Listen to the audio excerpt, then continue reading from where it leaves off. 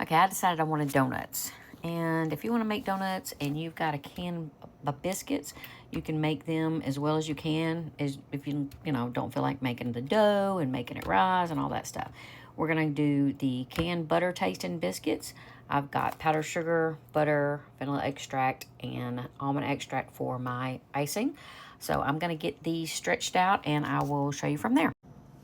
Okay, so I've gotten the donuts stretched out, the biscuits stretched out. Some people use a cap and put a hole in it. I just poke it with my finger and then stretch it out. While I'm doing that, grease is heating up. Put it on high. I'm going to start with making, I'll go ahead and get my icing made.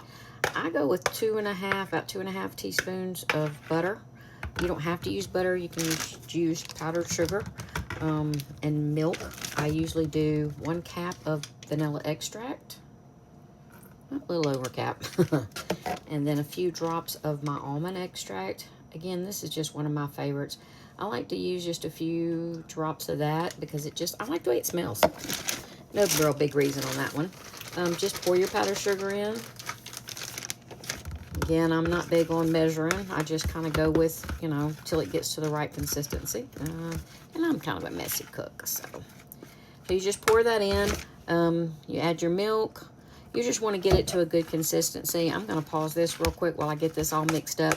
But just so you know, powdered sugar, butter, vanilla extract, and a little bit of milk. All right, so I got my glaze done. You want it to be more runny like this. You don't want to make it thick like an icing. I know I said icing earlier, but this is going to be your glaze. You can also make just a little bit of this glaze if you want it extra for your cinnamon rolls or anything like that. My grease is heated up. You just go ahead and you just put them in there. Okay, don't burn yourself. I put as many that'll fit in the pot. Now, once you get them in here and the grease is hot, you are going to need to turn it down a little bit. And you're going to flip these fairly regularly. I'll come back and show you when I'm ready to flip. All right, it's been just a few minutes. I'm going to go ahead and flip these. Like I said, you don't want to wait too long to flip them. They're going to give me a hard time. So you see how they're already starting to puff up? I may have waited a few minutes too long to flip these. Turn that down. Like I said, you're going to go down to a medium once you get it flipped like this.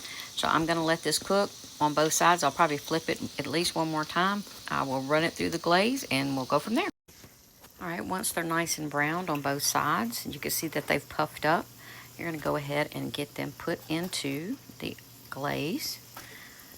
Once they cook, you got to be pretty quick about getting them out so that they don't overcook on one side. So I'm going to get those, and I'm going to throw these last few in here. There we go. Now, all right. Now we're going to get these glazed. Yeah, I threw them all in here. So let's move these around a bit. Okay, all you're going to do is just do that. I'll pull it out. And you're going to do that again. Pull them out. And you just continue to do that until you've got them all glazed on both sides. And I'll be back when they're all done.